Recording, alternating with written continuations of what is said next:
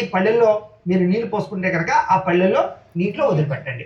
లేదు నదీ తీరంలో కనుక మీరు పూజ చేసుకుంటున్నారనుకోండి, ముందుగా దీపాలు వెలిగించేసి కథంతా అయిపోయిన తర్వాత కథ వినేసాక ఆ యొక్క దొన్నులు పట్టుకెళ్ళి నదీ తీరంలో వదలండి. మామూలుగా ఇంట్లో చేసుకునే వాళ్ళు అయితే కనుక కథ వింటూనే దీపాలు వెలిగించేసి ఈ యొక్క పళ్ళెల్లో నీళ్ళు పెట్టుకున్నారు కదా నీటిలో వదిలిపెట్టేసేయండి. నేను ఇప్పుడు కథ చెప్తాను, మీరు ఆ దీపాలు వెలిగించేసి వదిలేసిన తర్వాత అక్షతపడి నమస్కారం చేయండి. అర్థమైందా? ఇప్పుడు నేను కథ చెబుతాను, వింటూ ఉండండి.